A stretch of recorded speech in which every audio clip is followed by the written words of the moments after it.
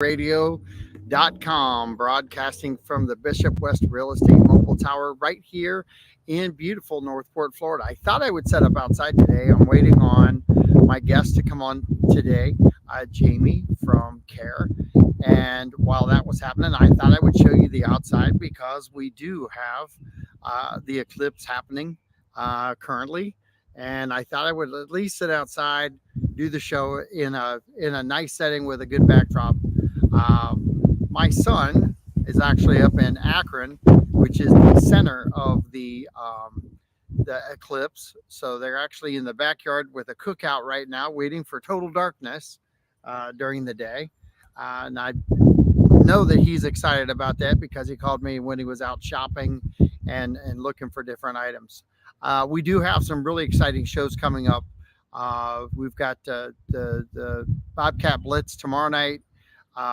Then on the 15th, I have Barbara Langdon in, well, not in studio, but on air. Barbara Langdon is a city commissioner for Northport. And if you have any questions, concerns, thoughts, or anything that you would like to discuss, I put it out there with my cell phone number is 941-391-4663. You can find me pretty easily by putting John Rawlings Remax Bomb or Real Talk Radio, Real Talk 97.5 into Facebook, and my number pops up everywhere. But Barbara will be on the 15th from 3:05 to 4 o'clock, and we'll have updates from her on the city and what's happening there. I should have Mr. Jerome Fletcher back on here in the next 3 or 4 weeks with another update on any future activity in the Northport region, which there is a ton. There's a lot of things happening, a lot of positive happening, and a lot of things that people have a lot of concerns on. So if you do have concerns, let us know. But I'm going to bring Jamie on real quick, and we'll get the show started. Hi, Jamie. How you doing? You there, Jamie? I can see you. Yep, she's got me on hold, but as soon as she can hear me, I can't hear you. That's okay. Log out and log back in. Log out and log back in. Got a director here a little bit.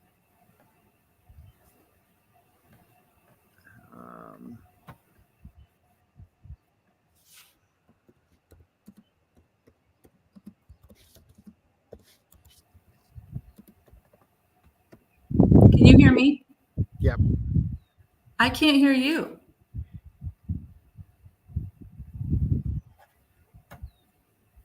All right, hold on.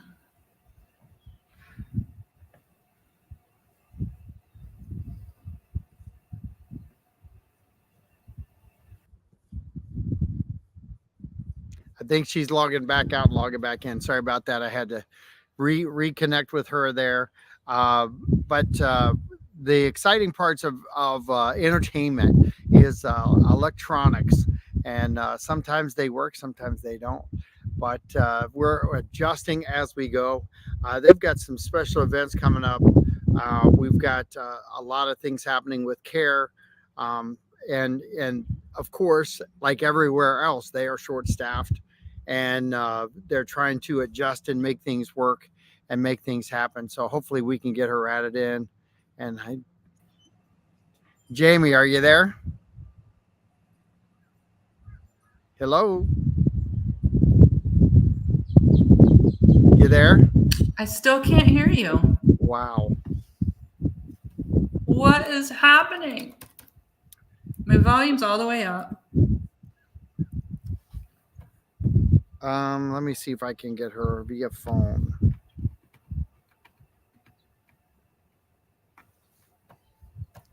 Call me. Now we're going to go with the old school technology.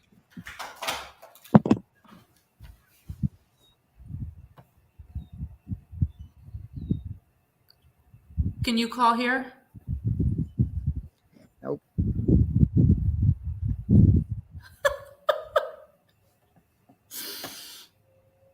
1 second, folks. 1 second. Live on the air action.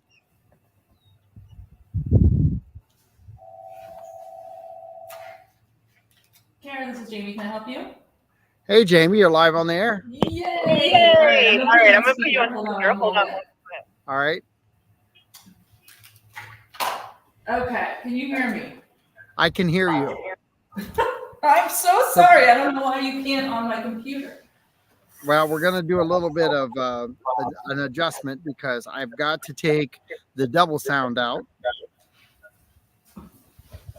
So can you hear me okay? I can hear you perfectly fine. I'm echoing. I know. That's because I have a phone. So you're hearing me. Can you hear me now? Can you hear me now? Okay. So unmute. Yeah, now I can hear you. You can go ahead and talk, Jamie. I can barely hear you now. That's okay. As long as you can hear me, because I threw my phone away so it wouldn't echo. So gotcha.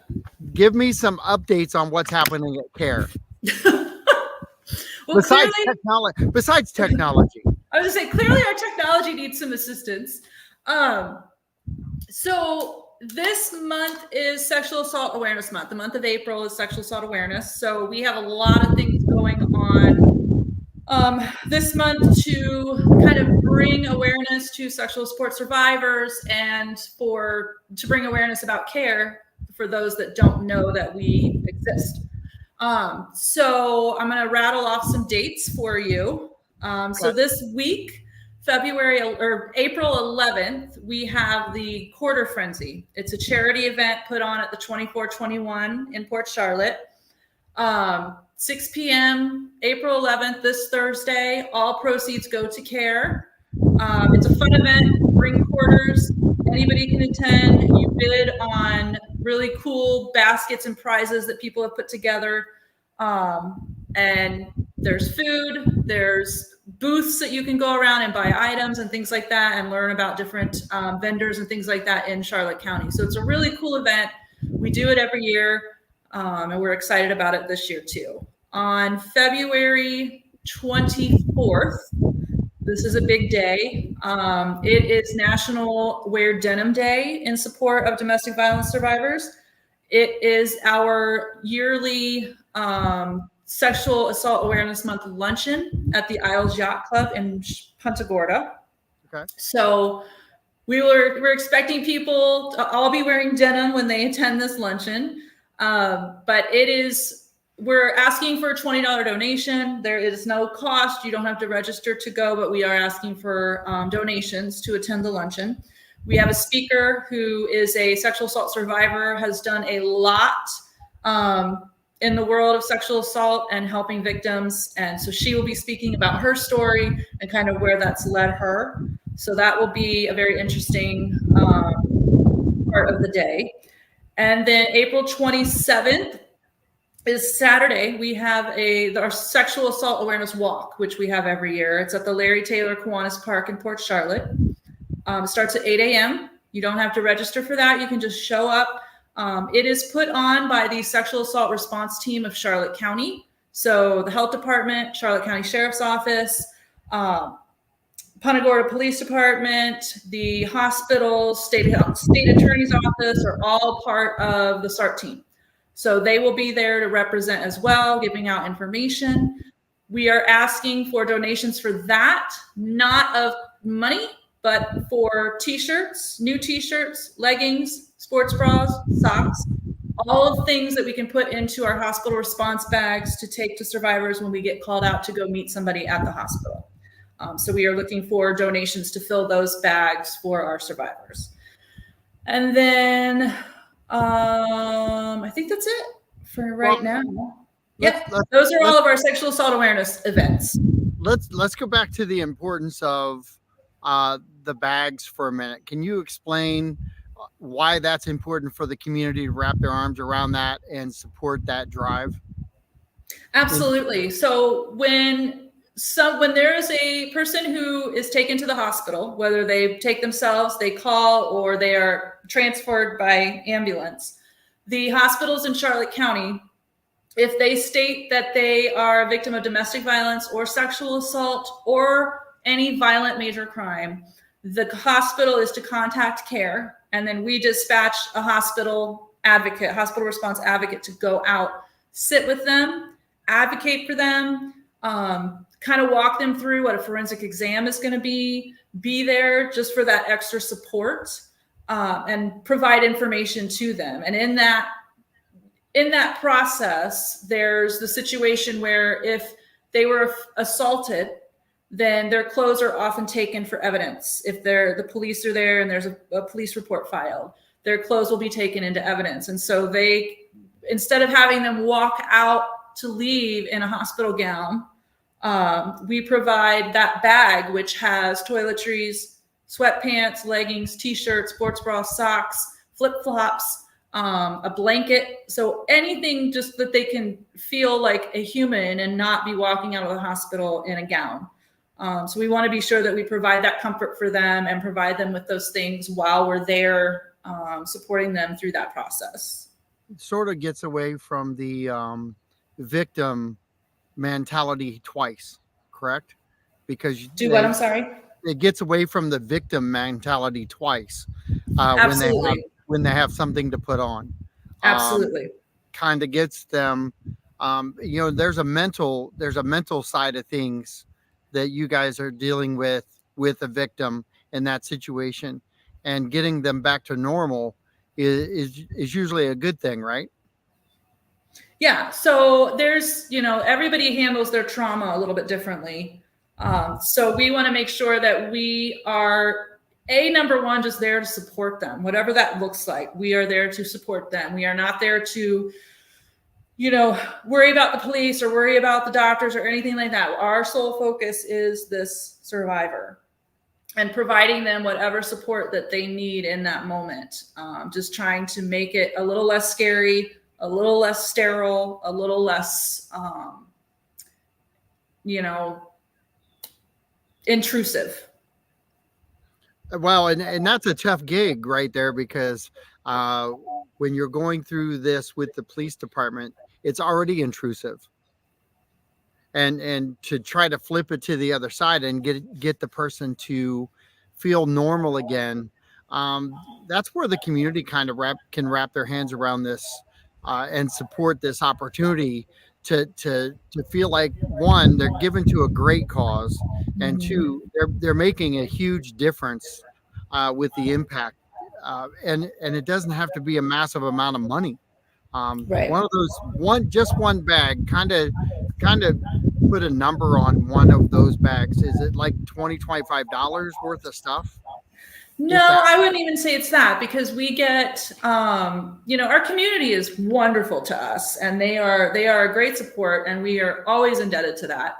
But we have t-shirts, a new t-shirt could range anywhere from, you go on Amazon and get $2 t-shirt, $5 t-shirt, pair of sweatpants, a pair of leggings are often buy one, get one at certain stores, things like that. Socks. We have a group that donates quilts that we often will put into the hospital response bags. We have a lot of blankets and quilts that are donated, which are wonderful. So it's not a huge cost, but the importance of it supersedes that in spades. So, just having that comfort there. Imagine you go to the hospital with your family or your friends, and you're there. It's still a very uncomfortable time to be in the emergency room, even if you have support that you know. So imagine going to the hospital and to the emergency room without that support, and you're there with the police and they're doing an intrusive exam, and you're having to tell the worst moment of your life over and over again to strangers. Just knowing the fact that you're not going to have to walk out of there in a hospital gown, or knowing the fact that you have somebody there that's specifically for you, is worth donating, in my opinion, just to have that thought that it could be anyone. It could be your friend, your daughter, your sister, your neighbor that's in that situation. So kind of making it more real for the person who's interested in maybe donating something like that. It's super important. And there is something to be said about C.A.R.E and how they are funded. You guys really have to count on the community a lot of times for things like this because it's not within your funding source. You have to really get creative on the outside and bring different funding sources together to build this community network, right? Absolutely. We have, so our funding comes from grants and it comes from donations. So the grants that we get for funding are restricted funds. Those can only go to certain things, groceries or,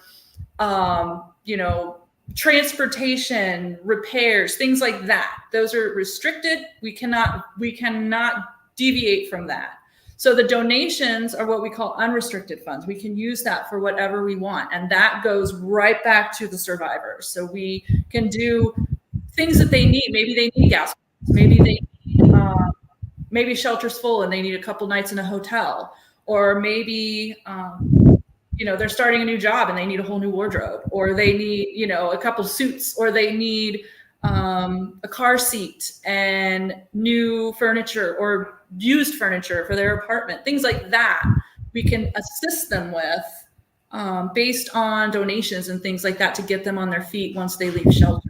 So there's a huge line between restricted funds and unrestricted funds, and all of our donations all go back to the survivor, and those are our most important. And you've got great funding sources now within the community, and you do different things. The C.A.R.E Ball is one of those things that you guys do to draw awareness. The human trafficking event that we have in January, that's also another really good event for awareness. I've often said this to you guys on the air, but I hate the fact that we have to have these awareness months because our society is needing the awareness month. It would be nice if we didn't need the awareness month, but wouldn't it? Yes, it would be great. But when you have the awareness month, this is the time to step the game up as the community and really participate and get some educational information out to the community. You guys do that too. Can you talk about the importance of understanding what this month is for people in the community? So we have a specific staff member that goes out. It's our outreach and awareness coordinator that goes out in the community on a daily basis. She meets with different organizations or different people or different school classrooms or things like that, where she talks about the services that we provide. And just kind of puts the word out, talks about domestic violence, talks about sexual assault. So we have people out in the community kind of spreading the word about C.A.R.E and what we do. But the reason that April and October is Domestic Violence Awareness Month, April is Sexual Assault Awareness Month. So the reason that they're so important, especially for the community, is because this is the time where we kind of, I don't even know what the word is, like, not bombard, but we put out as much information as possible because we feel like when there's a certain spotlight put on a situation like sexual assault, more people are going to pay attention. So they found that when you do an awareness event or you do an awareness month, a little more people pay a little more attention. So we want to make sure that we take advantage of that, right? So you've got the TVs out there talking about Sexual Assault Awareness Month. You've got social media out there talking about Sexual Assault Awareness Month. So it's important for us to join in that fight and talk about Sexual Assault Awareness Month to our community, because that's when it's just kind of all around them. It's not just C.A.R.E on a daily basis going out and saying, hey, did you know C.A.R.E was here?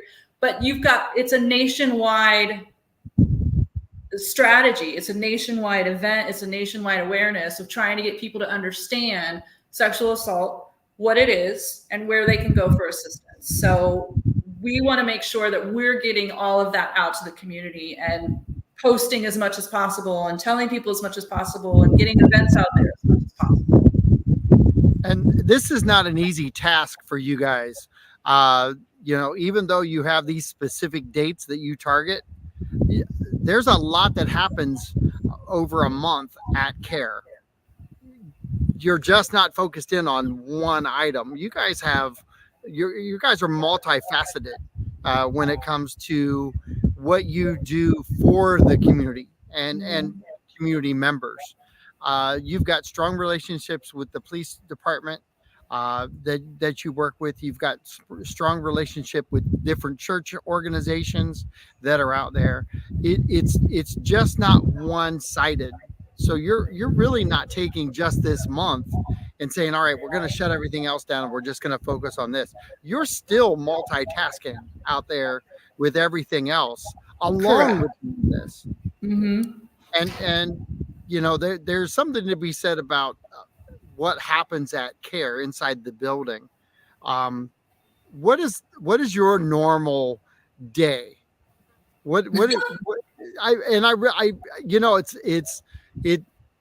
I've never really asked that question before, but I think people need to understand what happens in your walls, right?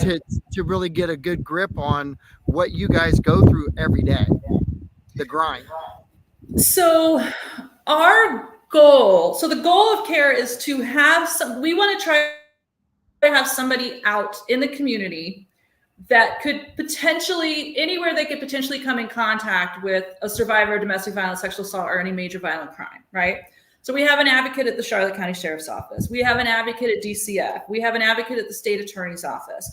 So their role is to then meet with those people, talk to them, assess the situation, help them in their immediate need, and then refer them back to us here for services, right? Which could be emergency shelter. It could be the legal assistance. It could be economic assistance where we help find employment or housing. It could be counseling. It could be support groups. There's a lot of things that go on inside this building. In terms of day to day, that's like, it literally could change minute to minute, hour to hour, day to day, right? So I think the easiest way to explain it is maybe a walkthrough of what it might look like for a survivor looking for services, right? So essentially the first point of contact is through our emergency hotline. We have a 24/7 hotline for sexual assault and a 24/7 hotline for domestic violence. So either a third party will contact us for that person, or that person will call directly looking for assistance. They talk to the advocate. There's an advocate that will answer 24/7, talk to them. They do an assessment, find out what's going on. If it's a hospital, like I said, we'll send an advocate out there. If it's someone that is in need of shelter, they'll do the assessment. If it's someone we're going to bring in, they bring them in. We do a quick intake. They go into shelter. And it is, moving forward from that. So they meet with their case manager weekly. They have parenting classes available to them. They have support groups available to them. They have counseling one-on-one. They've got legal assistance. There's so many things that we do. We do birthdays in the shelter. We do little holiday parties in the shelter, trying to make it feel as normal as we possibly can in a really unnormal situation. It's just moving them through the process and trying to get them to a better place now than they were when they came in. And what that looks like for each person is completely different. And you use the word shelter in there, making the shelter feel normal. That's a tough gig. And you're right. Each and every person handles that differently. And then you've got that emotion of each and every individual that you have to deal with, because your job entails that you deal with that. Knowing all those things, just giving that overview of what you just gave, without the community involvement, how much more difficult would that be?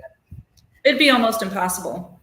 It'd be absolutely almost impossible, because I can't even begin to describe to you the amount of support we get from the community. It's amazing. It really is. And we could not do what we do without it. Simple. Whether that's donating clothes to the reuse store, or bringing blankets to us for the clients in shelter, or donating hygiene products. donating gift cards during Christmas for all the people, all the moms in shelter, those type of things. We wouldn't be able to do the things that we do for them without the community's help. 100%. So have you seen over the last, let's say 5 years, have you seen over the last 5 years growth within our community in wrapping their arms around CARE even more?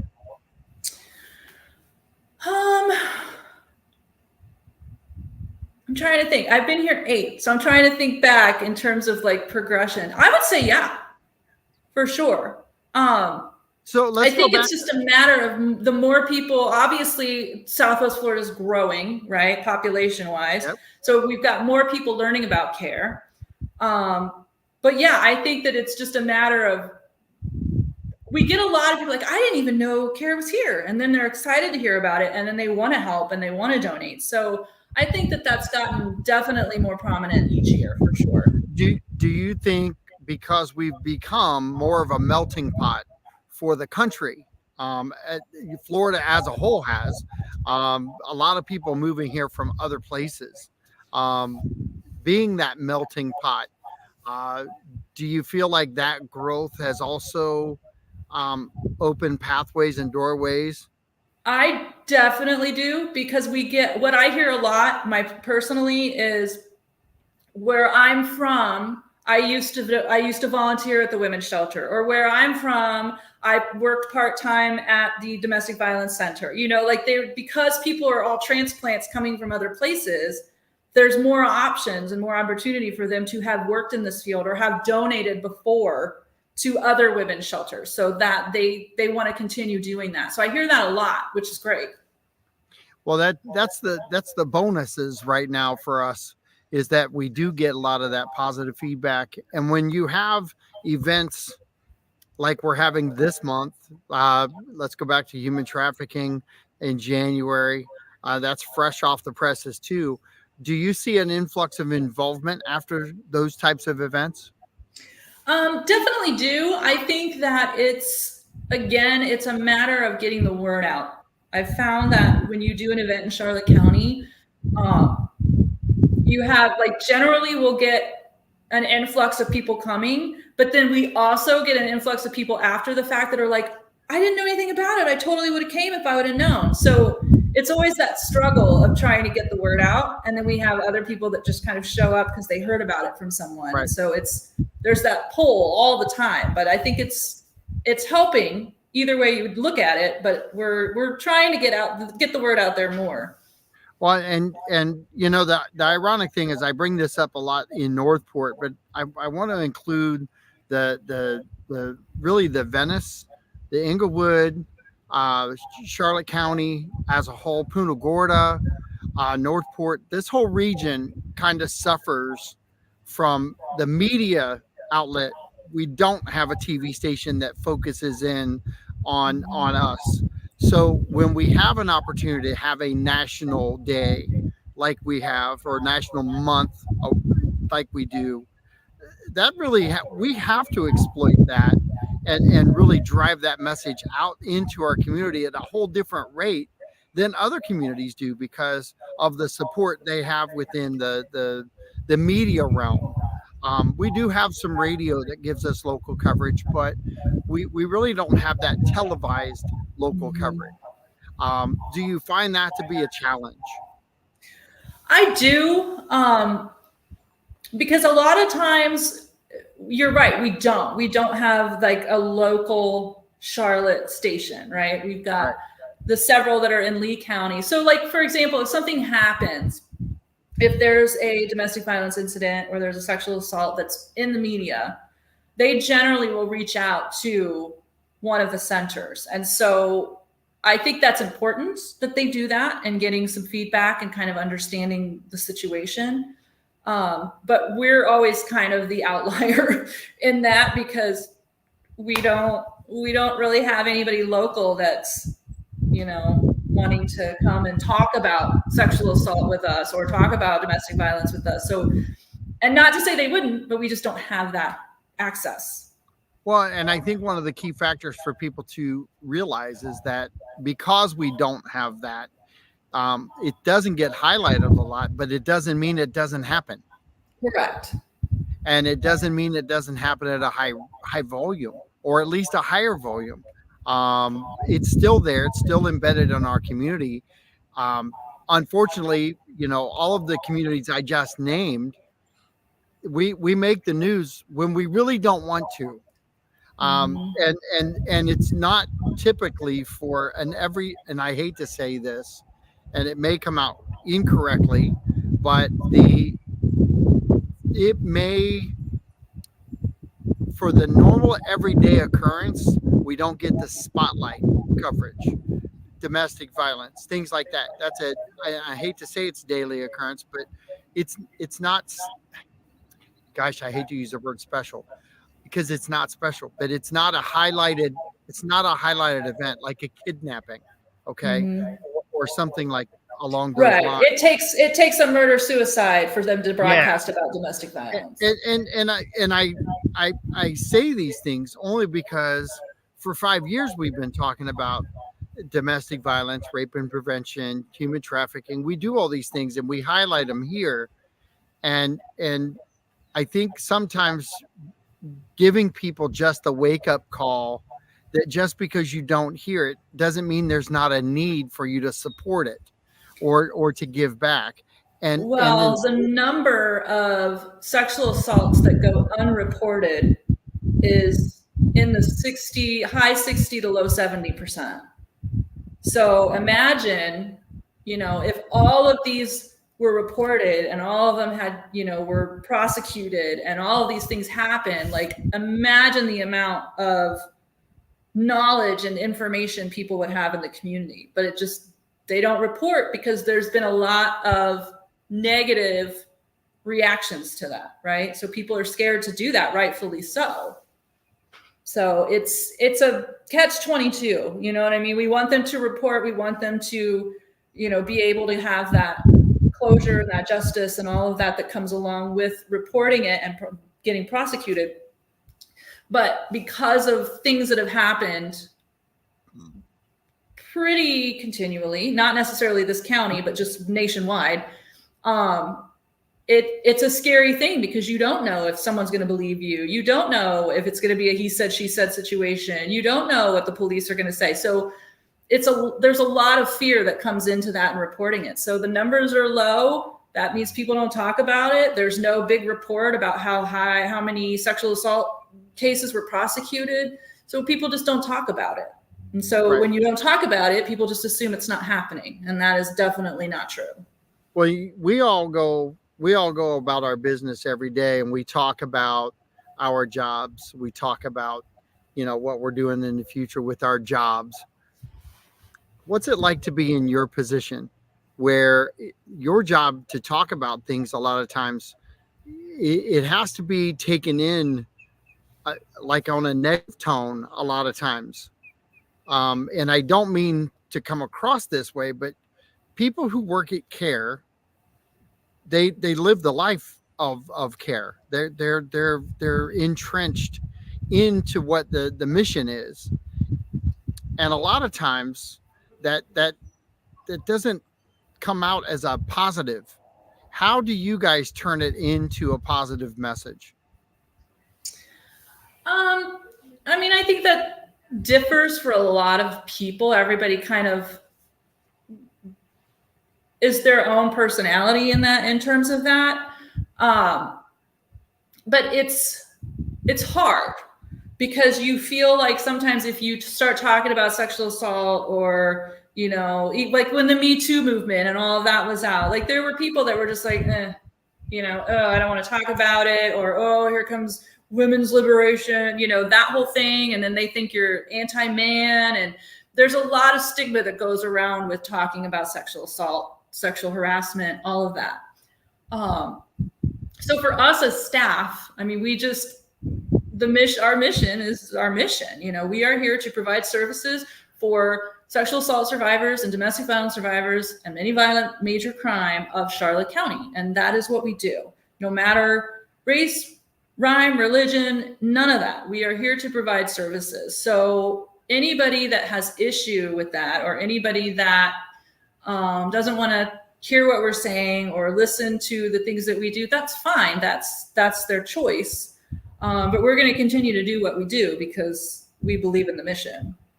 And you talk about the care that goes into a an abused person.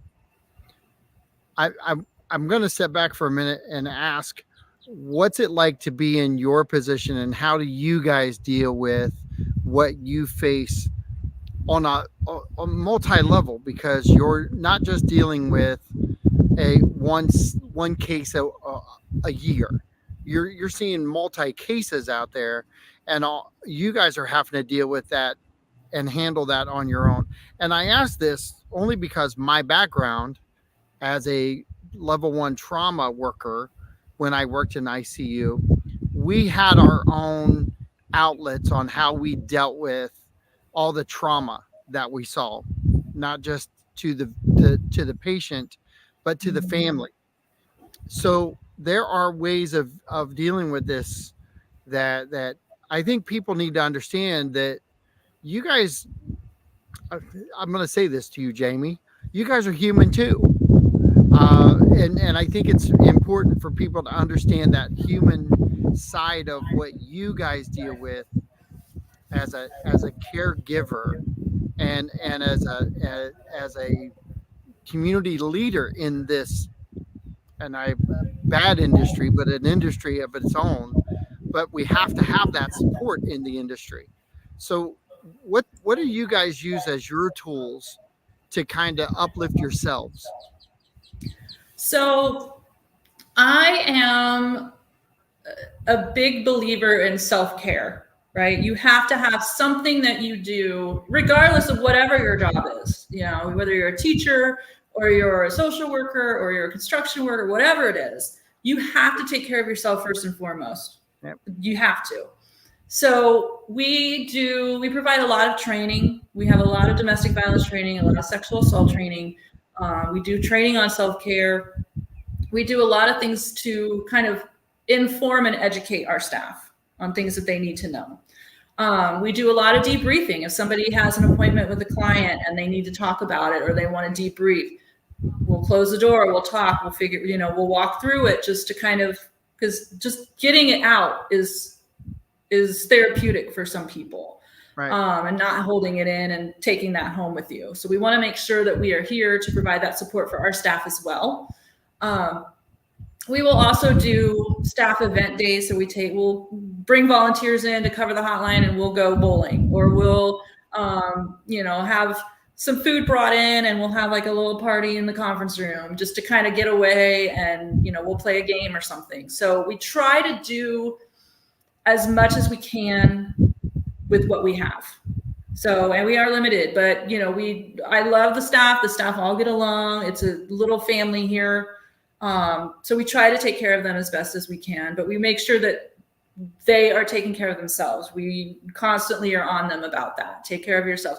Get a massage, go home and take a bath, eat a bowl of ice cream every night, whatever that looks like for you and your self-care, do it, because it's extremely important that you have something to look forward to each day, even if it's 10 minutes a day, but that you're giving that to yourself.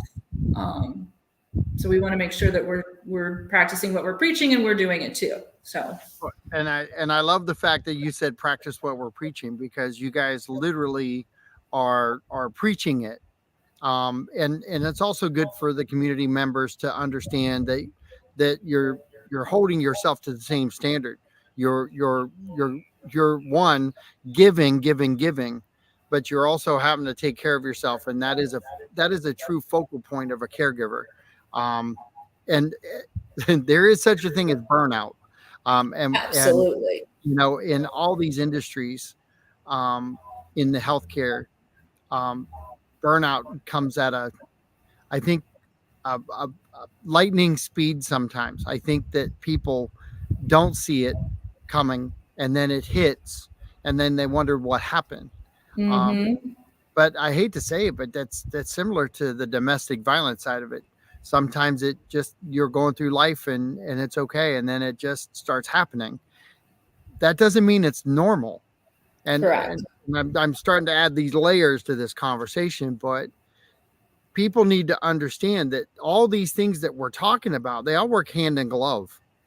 Because if the caregiver is not taking care of him or herself, and they're involved in a traumatic scenario and they're burnt out, that's a tough gig.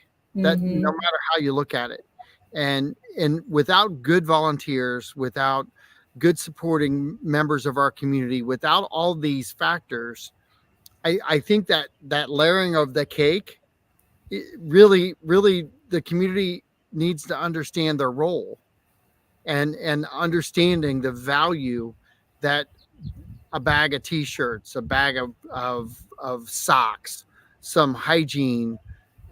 If you see it on sale, grab it, donate it. Mm-hmm. It's not, if it's not going to hurt your wallet and you're not going to miss a meal, feel free to help care out and move them forward.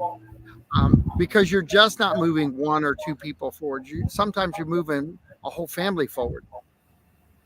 There's Yep. kids and there's all kinds of things. Talk about that for a minute. So I think it's important to remember that no matter what, no donation, no gift is too small, right? So even if you bring in, a bottle of shampoo, we will graciously take that, right? We just want to know that you know about us, that the community is aware about C.A.R.E. When I get a phone call from somebody and they say, my neighbor gave me your number, or my employer gave me your number, that to me is 1,000 times better than like a monetary donation, because that's what we need to happen, right? We need people to get the information out, give out the information, give them the phone number, email, website, whatever it is, so that they can reach out for help that they need. And Right. so then everything else just kind of comes in tandem with that, right? Whether it's donations from people in the community. So all of that works hand in hand. It doesn't, regardless of what you do, what you say, any support provided to C.A.R.E. all works in some giant ball, right? There's no outlying situation. It all works together to make many, many, many, many, many people's lives different and essentially better. And that factor that you have with the community, and the relationships that you have, they're going to get stronger and they're going to grow, because our both the Northport region, and we're definitely supported by a different cast here, but the Charlotte County region, it is not a slow growing community. It is thriving. It is an ever growing community. They're on the map now that we have the Allegiant complex. I think we're even more so on the map than ever before, because of that venue, and that's just one of many things to happen in the community, in a positive light. But that also brings in, um, different people to give focal point to what's going on within our community. And I'm sure eventually Allegiant will be a participant somewhere along the line with the partnership. But go ahead. You look like you're going to say. Well, it's just, I think it's interesting that you brought that up, because it's, yes, we're excited about we're growing, we're getting bigger, the community is getting bigger, but with growth also comes more crime, right? Right. And with more crime comes more sexual assault, more domestic violence. So yes, that's a good thing in terms of, commerce for the community, but there is also the flip side of that, where more crime is going to be reported, and that's just the way that it is. So we hope to be, that's why we want to try to continue to get the word out about our services, because, especially with the Sunseeker Resort, I mean, you're in a strange place, there's strangers, you're on vacation, a lot of things could happen. So we want to make sure that we try to get our, provide our information as much as possible. And we've talked about this too with the human trafficking side of things. Uh, sun seekers is one thing, but you are dropping your guard a lot of times when you go out and about into the community, and sun seekers being on the water, that's not just a great escape for people, but that's also a great escape for people who are looking to take one. So we've talked about this in great length on this show over the years, and trying to kind of knock down some of the uh, misunderstandings that people have. Oh, it's my safe spot, I'm good. Well, you drop your guard, and you're used to dropping your guard. That's usually when something happens. I hate to say it. When you're paying attention to your surroundings, you're on alert, and you are paying attention. But think of it this way: if you're relaxed and you're not paying attention to your surroundings, that one person that you could help with identifying features, or identifying a car, identifying somebody that, hey, that person got taken over here, but I remember this. Well, if you're sharp and you're paying attention, I'm not saying that you have to hone in 24/7, but you do have to pay attention to your surroundings when you live in an environment like we have. And I think that's really important for people to understand, that dropping of the guard while you're relaxed doesn't mean you don't pay attention. Can you talk about the importance of what has happened when people have come forward and said, I was paying attention and I did see this? That's where the community comes in even bigger. In terms of, I guess I need more clarification on what you're stating. So are you saying, like, as a community as a whole, we're not really paying attention to what's going on? Well, I think overall we're not. I think the community as a whole is not. I still think there's slices of the pie that we've affected or effectively communicated with, but I still think there's a large part of our community, one, that doesn't know you're there, that two, is not paying attention to their surroundings because they're set in their ways, and three, I think there's just even with today's generation, I think that they look down at their phone, they're walking around, they're kind of la-di-da, and I hate to say it like this, but there's almost a part of street smarts that's been eliminated from today's younger generation. And because when I grew up, we had to have street smarts. We had to figure out how to survive on the street. We had to do those things. I just don't see that today. I mean, obviously things are different, right? We've spanned now like 4 generations since I was in school, right? Yeah. But so I can't really speak to that specifically. And I know that, I understand, I 100% get what you're saying. But we have to be very careful about that, because that could literally cross that line into what people would consider victim blaming, right? You weren't paying attention, you were looking at your phone. So I think as it's extremely important to teach people self-awareness and being aware of what's going on around you. I was the same way when I grew up. My mom was like, walk to the car with the keys in between your fingers, those kind of things.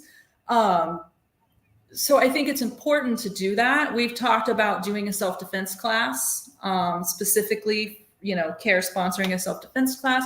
So yes, 100%, I think it's important.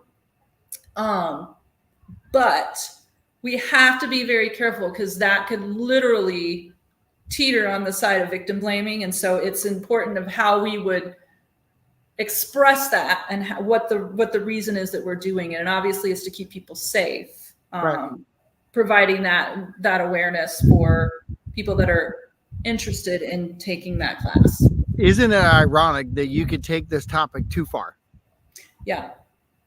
To me, it's just, I get it, but Man, I'd rather take this topic too far than the violent side of this topic. No, I trust me, I'm right there with you, but we have to look at it from both sides. So Well, and that's interesting because of of of the way you have to present, the way you have to go about these things.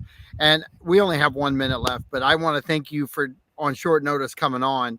oh And my gosh, it wasn't short notice. It was just that things were crazy today and we could just it got sideswiped. So I apologize to you. and I want to tell everybody she's leaning. In case you see her leaning in the screen on Facebook, YouTube, and Twitter, she's leaning so she can hear me because I have my phone tossed over here. We're kind of doing multi audio at this point, so she's being attentive on the sound side of it so she can answer my questions. So So yeah, I know. I was like, this looks so bizarre when I'm leaning over here.